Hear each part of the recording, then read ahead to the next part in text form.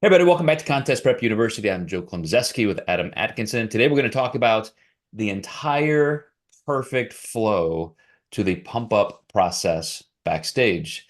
And Adam, I want to start kind of even way before that. I was having a conversation with a client this morning who's just getting ready for his first contest this weekend, and he asked this question: what do I do to pump up? And that led into the carbs and the water and the sodium and all the things I'm doing right now. This is a Wednesday before his Saturday contest. You know, is this going to do this? Does this do this? Do that? And he was going through all of these questions that I thought, man, it's so just encapsulated into what we do with our clients. You and I have been doing this forever. But somebody very, very new, these are a lot of steps they just don't understand. So I had to explain to him that glycogen synthesis, the carbs we consume, there's about a 24 to 48 hour window of being fully assimilated. So imagine that, let's say 48-hour window just kind of shifting Monday, Wednesday, Tuesday, Thursday, Wednesday, Friday, Thursday, Saturday. Like there's a moving target as we're getting closer to the contest. And the food we're consuming now, as we're going through a progressive linear load, those are the carbs that are going to be assimilated and available to you. So it's not even the exact food you eat, because he was talking about, well, I heard you and Adam say, have Reese peanut butter cups or something as a potential pre-pump up snack. So how many should I have? And I thought, well, it's not that, that's not going to do it for you. It's all the glycogen that's already in the tank, so to speak, days prior. That's just to get that little, surge of, sodium and carbs into your bloodstream. So you can sustain the pump on stage. You can kind of get through your pump up without using a lot of stored muscle glycogen, which could flatten you out. So one question and one answer just kept leading to another. And I thought, we really just need to do a podcast that talks about that in its entirety. So, me taking that first step in addressing the fact that the carbs we consume midweek and then into any kind of a load you might do presupposes that you're doing some kind of a carb loading process. We know, linear can work if somebody's food intake is already at maintenance levels. I have a client getting ready for a photo shoot Saturday. She's been at the same body comp level, like 8, 9, 10% for more than a year. It's just where she wants to live. So we're not doing anything truly mechanical to undulate her glycogen levels in her muscle. So it's just super, super linear right up to the photo shoot. And then because of her glycogen use, just training and so forth, we're probably going to do a tiny little ramp up. But even that, we may not need to. She may be totally fine, and we're just relying on water and sodium and so forth. But how do you start preparing somebody? If you were to answer those questions like I did, how far out do you say this is what matters for that pump up when we're talking about peak week? Yeah, the whole approach to the week and the day matter more than what you do. Things that you do for the pump up that day and show day matter, but if you don't really have the right electrolyte and fluid balance, you're gonna have a hard time getting a pump. So those are kind of like some immediate daily things of the day you can make. But also, if you don't have enough glycogen in the muscle, it's going to be hard to pump that muscle or really even feel full.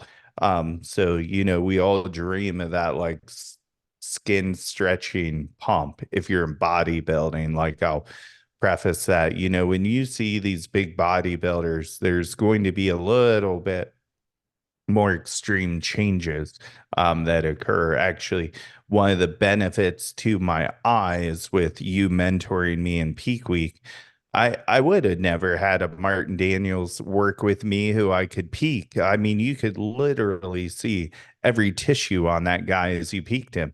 And I'll never forget, you're like, he looks flat. I'm like, he looks pretty good to me. And you're like, how's he look now? I was blown away with what I saw. And it was a lesson. Just because you look good doesn't mean you can't look better. So what you do leading into that week definitely matters because you want to have the carbs in the muscle tissue. if you're doing a really big last minute meal, hopefully it's because you had to make weight or something like that, and you're later in the game on filling out. I think that's where a lot of these old school tactics or just dogmatic tactics come in. So it's a approach that sometimes you have to do with bodybuilding is immediately after you make that weigh in, it's time to start filling out because you've been depleting all week to make that weigh in. But with a bikini competitor, we're not peaking you for your height. We're peaking you how you look. So we get the whole week to really load and make sure that you look good. And then that leads you into, being able to have that perfect pump on show day, from a glycogen storage standpoint. And then maybe we can get into the hydration and mineral aspect after. Absolutely. And what you said about having a skin stretching, mind blowing pump, obviously that's what we're talking about, the pump up process. But you have to recall, as you brilliantly said, that starts days ahead of time. You have to have that foundation built.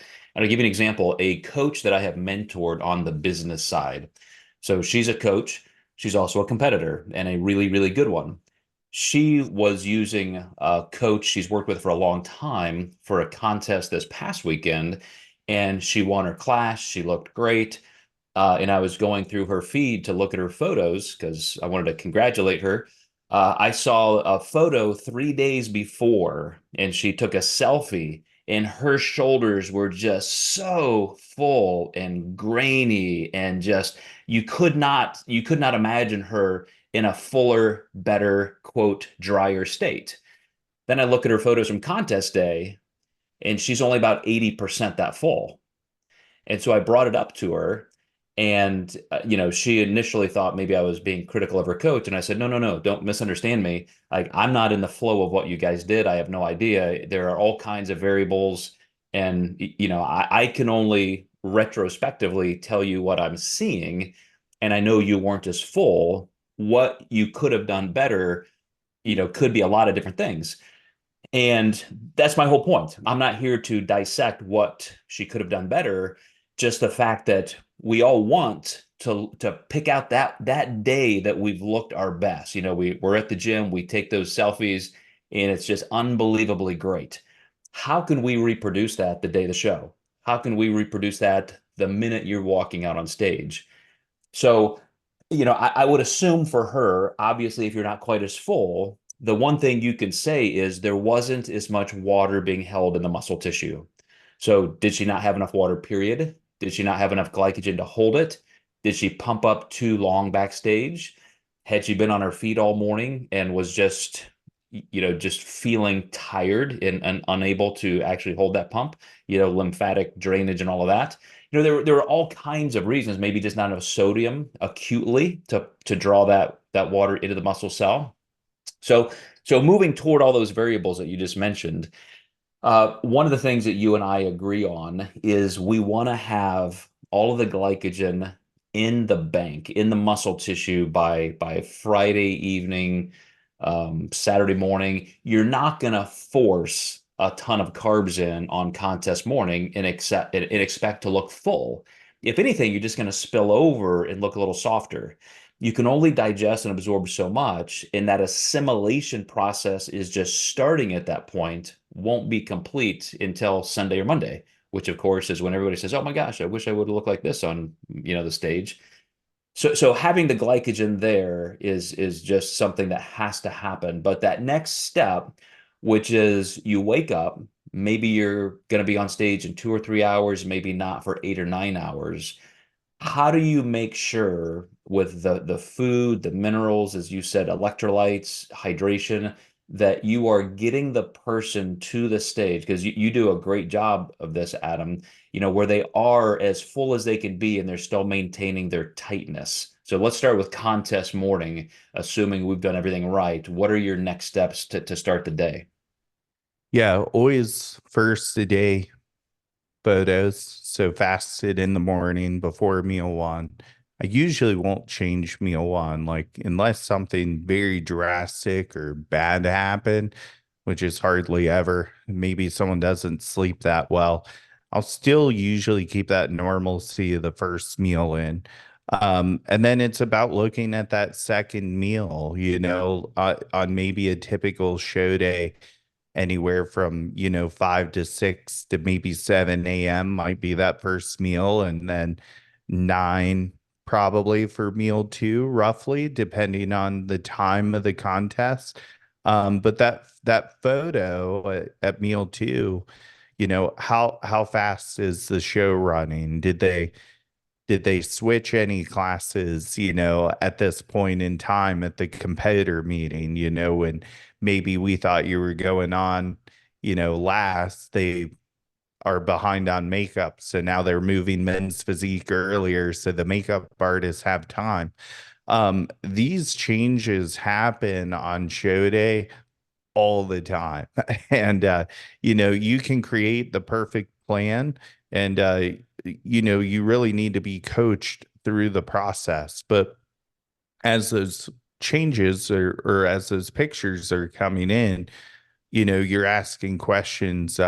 I've been recently having my clients do a test pump up, because a few times I've been backstage at the mercy of how much time they have left, changing things to help them feel good before stage. And when you're up to the wire on how much time, you may not have enough time to make those changes. So if they can do a test pump and they feel good, you're likely going to feel really good when the real pump up comes. So I just do a short, like maybe 5 minute, how's everything feel? Few times I've had people say, I can't get a pump. I'm like, all right, I'm so glad we did this now versus rushing to get it done backstage. So then we look at hydration and usually minerals at that point, because we've been on point all week with the photos. We usually know it's a sodium or water issue at that point. Um, they might not look vascular. Maybe backstage is freezing. You start thinking of all the real world variables, because this weekend I was home peaking people. You have to put yourself in that place or other backstages you've been in, and use that experience for your coaching. Yeah, if there's one thing I've changed even recently, and it's kind of funny to me because almost 30 years coaching clients like this, and I still find a way where I think like, wow, I've really been a little wrong on that, or I wasn't quite as evolved on this as I could have been. And it is that even I tend to sometimes push a little too much food in on contest day. If I feel like somebody is just not quite as full. It's the first trigger that you feel you need to pull. As a coach, as a competitor, I'm not getting a pump. What do I need? I need more carbs. And if you have had enough carbohydrate in the last couple of days, that can be a huge mistake in, as I said, a little bit of a spillover. You're not going to get that fullness you need. And I've had a lot of experience in the last couple of years refraining from that and deciding, okay, especially if you've worked with a client and maybe that happened a little bit, they weren't quite as sharp, you just feel like you could have been 2% better. And I have come back to the fact that, okay, we were probably just forcing a little bit too much food in on contest day and not getting hydrated early enough. And so, getting people in a bigger amount of water early in the morning, and then allowing digestion to occur. So you're spacing meals out a little farther. Like I may, even if somebody's used to, well, I will say a lot of my clients now, because of the impact of intermittent fasting, a lot of clients these days are truly only eating 4 or 5 meals a day. Where when I was competing, it was always 7, 8, 9 meals a day, eating every 2 hours. And I don't know. It's just strange that culturally, almost every client now eats larger, less frequent meals. So they may have a normal 4 hour or so window between meals during any given day, any given week. And then on contest day, if I'm trying to feed them every 2.5 or 3 hours, it could just be too much. And so to pull back on food a little bit and trust that the hydration and the minerals will be there when you need them has been something I've really been re-impressed with. And it's helping clients. I had a client who just won a pro card last weekend. Matter of fact, I don't think I've had a weekend yet this year where clients haven't won, big pro cards and so forth. And a lot of it is this little bit of refinement, just making sure we've got the glycogen in early. We don't have to rely on food quite as much, and we can use water much more judiciously and really get a tight, tight, tight full pump. Like that bikini competitor I was telling you, she was probably a little bit on the underfed side, a little bit depleted. It was 3 or 4 days before a show. So, not that she was depleted, but she had not started filling quite as much up yet. So, 3 days prior to the show, her shoulders were way bigger, way tighter, way harder, and yet she was eating less food. So, what was the difference? It was unlimited water, sodium not really controlled that much, and not as much carbohydrate. So then you get to the contest, more carbohydrate, probably a little less water, and of course she's not as full. So again, we all, even her coach, who's a really, really good, smart coach, it's hard not to err on that side. And it's just it really takes some discipline not to. So let's jump ahead now. We've had meal one and maybe meal two, as you said. You started looking at pictures and you might fine tune meal two a little bit. Let's say they're 90 to 120 minutes away from being on stage, and you feel that time wise they've digested their meal number two. Let's just, for the sake of an example, say that's where we're stopping, and now they're going to be leading into kind of a pump up snack. What are the ranges of things you have people eat and drink, 30 to 45 minutes before they're pumping up, or an hour before they're on stage? How do you gauge and then coach through that final hour? Absolutely. So with that, something easily digestible, something much like you would before pre-workout activity. You don't want to eat too much during your pump up because you're going to shunt a bunch of blood to your stomach versus your muscles. And we see that on occasion. I saw a guy hammer a bunch of rice cakes backstage. I swear I think he ate like at least the entire half, and I thought that's kind of a lot, like I wouldn't do it, but there's certainly worse things I've seen people do. I've seen people have pizza during their pump up or something like that. They just thought they needed a really large meal. But to your point, this is like the perfect peak. If they're on stage sooner, I might have them pump up through the meal that they just had, oh crap, we're on. You don't need a pump up food. We're still probably working through that meal. But in a perfect scenario, something like a sugar, as long as their digestion has been good. I had a client last week where I just felt like sugar would not be the option for her. And we actually used a higher fat approach for her peak week. But yeah, so we really didn't do candy because I felt like it might have been the worst thing we could have given her. But with all those parameters on point, usually a little bit of candy, something that they enjoy. And that's one of the reasons I like the peanut butter cup because you can open one or two of them and have those backstage while you're waiting. If you feel like you're pumping up too long, you've got the second one there that you can then grab. But I have that happen a lot. Hey, coach, I still haven't gone yet. I've been pumping for a half hour. Well, crap, send me photos, but let's restore some of that blood sugar that you probably just pumped out of your body to make sure that we have some left for the pump up you have to do to get on stage. Yeah, it's interesting. You brought up pizza, which is funny because 20, 25 years ago, like that's what I would have my clients do. And it's almost a Wade Boggs type story where um, I can't even remember the genesis of this. I don't know who I had do it first, but maybe just academically, as I was writing, a lot of this stuff down for magazine articles at the time, and I experimented with it because uh, you know how you're lean, you're in contest prep, and then you go have a pizza, right? You have 2 or 3 slices of pizza, and all of a sudden the veins on your quads are standing up an inch, and like you're so vascular and full. And I remember thinking just scientifically, well, what's really happening here? And of course, it's high sodium. It's simple carbohydrate, the bread. probably some fat, which is also now, it's obviously just in your vascular system. You're digesting it, it's getting pulled into your bloodstream. So the fact that you're vascular isn't the goal, but it's a good symptom of what's happening, because that means that some constituent in your bloodstream is drawing water in. So that osmolarity of something coming inside. And if it's coming inside your vascular system, it's also going in intracellularly. And so inside your muscle tissue. So it shows that the sodium going into your bloodstream to pull the water into the vascular system is also going into your muscle cells. And you feel that, that's when you could do your test pump.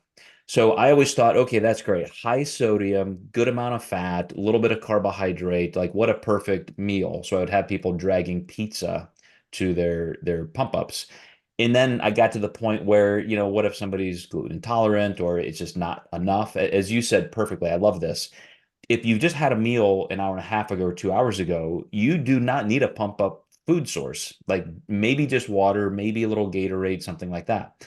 Um, but I do like to have a few tools to use. And so I'll often have people bring, you taught me this, like pickles, as just a low carb source of sodium, a handful of potato chips of some sort, have that available. But you also, I believe, as well as a couple other people, Adam, I've had people sometimes just take like a salt packet and say, okay, if this is 280 milligrams of sodium or something, and you can throw it in your mouth or throw it in a glass of water and drink it. Obviously, that's direct sodium. Like you don't even need a transport of food source for that. I've just not done that because it sounds so gross. Like throw a packet of salt in your mouth. But have you done Yeah. that where you just don't want fat, sodium, calories, but only the sodium? Yeah, I'm known for pinching salt into people's mouths backstage. Salt shaker, Um, Adam. so I used to do pickles, funny enough, and I actually had a girl spill. Everyone does stuff way differently than you would fathom. Like for me, like I would pack the pickles in a plastic bag. She brought the jar, so the jar naturally spilled, got all over everything. I never put pickles on anyone peak week ever again unless they requested it. And then I'd be like, put them in a plastic Ziploc. Do not bring the jar. Because you don't want your suit and stuff getting wet. But yeah, so you learn lessons like that. And one salt I like to use or have on hand is the Mortonite salt because it's also kosher salt if people don't know. So it's 50% potassium, sodium roughly, or like 40, 60. But that can be utilized if you're a little low on potassium. But most of the time, clients are eating pretty potassium rich foods during as their food's climbing up. Hmm. I feel like I should probably develop a dogmatic approach to this, but another client question I had this week was, a matter of fact, a really good competitor in China, hey, I'm being told I should take this supplement. And of course, it's one of those pre-contest supplements like Expel and all those things, which are just high potassium, high dandelion root type things. And I think most of them have gotten a little more sophisticated. So, kind of a full spectrum of minerals. But this one said you're supposed to start taking it 14 days out and use it the whole time. And so I looked at the label and I said, okay, based on the serving size, kind of ramp up. Just don't take the maximum dose right away. But even if you start a week out, what that's going to do is stabilize your potassium levels and maybe the magnesium, calcium, other things that are in there, which will blunt a little bit of the sodium impact that I will use on contest day and maybe the night before. So if I feel like we have enough carbohydrates, enough glycogen, even enough glucose in your diet that day, and if I decide we need more fullness and I ramp up sodium, now we actually might need a little bit more because you just have a higher base of potassium in your aldosterone levels, your kidneys, adrenal glands work on a ratio of potassium to sodium. That's that whole potassium pump, in cells. I said, so that's fine, but I'm glad you're telling me because if you all of a sudden escalate your potassium levels up, 50% or 100%, then we're going to have to do the same thing with sodium. or I may just have to use more on contest day. So a little aside for people who are using those kind of supplements, they're generally going to be lower sodium, higher potassium because for some reason supplement companies and old school people, in our industry still think you need more potassium than sodium. And that's just not necessarily the case. It's the balance that matters. So that even made me start thinking, that I may investigate things like Pedialyte and other just the sports drinks. I mean, Gatorade is truly a scientific phenomena, right? Like studies show that hydrates muscle cells better than actual water because of the minerals and electrolyte. So you and I are typically doing this through the foods we're consuming and those mineral levels, but there are other things out there that could be aiding us in that. So to be continued, other things for us to experiment with a little bit. But let's say now we're in pump up, like it's time to pick up the bands and the dumbbells and start doing that.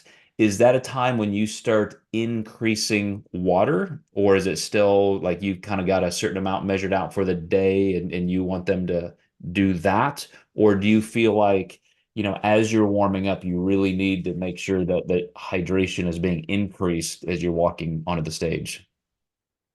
Yeah, I think that it's normal to get a little dry mouth potentially when you're pumping up, or like we naturally drink a lot of water when we train. So I like to encourage my clients to at least have it on them. Hopefully, we've hydrated enough prior. But one of the big things is bikini competitors have to pee and their suits are sometimes glued on. And it's funny because I feel like half of them don't even have to pee. They're just afraid that they might have to. Like, so they do get a little worried. So we try to consume it a little early if at all possible, so then they don't have to get out of line. But I really find that more difficult when they're crossing over from like, true novice all the way to the open. They could be backstage for an hour and a half, so you're really, some of these people aren't going on stage just one and then they're done. So if you're thinking like, why can't they hold it? Well, like you try to hold it for an hour and a half and see how you do. Like I even worry when I'm on the plane, like I just don't want to have to get up and cross over people. So I kind of get the mindset of it. But I do like to be pushing some water in because you need that hydration when you're training, even if it's 8 to 12 ounces of just sipping on something while you're pumping up. I think it's beneficial. Well, to me, it could be the whole ball game because as we were describing that bikini competitor, so certainly empty your bladder, whether you feel like you have to or not, while you can, before you're Hmm. pumping up. And then this is kind of my test pump protocol, as you talked about doing it earlier in the morning is like, hey, if you're not getting the same fullness, the same vascularity, then you need more water. Like, your first set, your second set, your third set, like you should be feeling like you're in the gym getting that mind-blowing pump that you had 4 days ago. And if you're not, maybe we need a little bit more sodium at that point, and you could use that on a carb source like a handful of potato chips or something. But certainly the hydration. If you are not hydrated, you will not get muscle fullness. You will not get vascularity. So water, water, water, water at that point, and then hopefully they don't delay you and you have to run to the bathroom. But finally, the last step is what do we even do to pump up? And this is where you and I have talked in the past about people who frantically start literally working out backstage, and 45 minutes before they're on stage, they're doing a full workout. You dump so much glycogen, you're using so much that you'll just get flatter and smaller and flatter and smaller. So I always tell my clients it's just a warm up so that by the time you walk out to the stage, you're feeling like you're about ready to start your workout. So you're spending, maybe a half a minute doing a set, and then you're resting for a minute, and then you do another body part. You're doing some band rows, you're doing some push-ups, some shoulder laterals, but space it out, take time between those sets, sip some water, double check the hydration need based on your, how you're looking and feeling, and just take your time so that after 15 or 20 minutes, you really feel like you're warmed up. You haven't, quote, worked out. You don't achieve that mind-blowing pump backstage and then go stand in line for 5 minutes, and then you're getting flatter and flatter and flatter again. You want to just start achieving that state. And then even in line backstage, you're doing isometric things. You're pushing your shoulders out, you're flexing, you're doing, maybe you've taken a band with you, you're doing some laterals. But the biggest mistake I see is people literally just waste it backstage. Um, Hmm. yeah, I wanted to use the phrase they blow their wad backstage. Little crass, I know. But you've literally, like you achieved that pump, and now it's over, and you're, by the time you get on stage, you're on the backside of it, where you're getting flatter again and potentially a little bit watery under your skin, because you just don't have the fluid in the muscle that you did have 10 minutes ago backstage. Yeah, it's a mistake that has been made with my very, very early clients in my career. And the first thing that made me pull back was I had a client who was just gasping for air on stage because he had pumped up so hard. And then as I had learned through you, to retain more of that glycogen in the muscle, don't over pump. Um, I think that that's a really, good cue. I'm usually backstage with my clients. We have a little pump up like documentation that kind of tells people, warm up, ease yourself into the pump up, and it kind of creates the tone of this isn't a full workout, and just kind of rotate through muscle groups that you want to stay full. Um, but yeah, those specifics can be really, really helpful for people because if it were me and I were a new competitor, I think that's a mistake that probably 90% of the people watching this podcast right now are probably doing. Absolutely.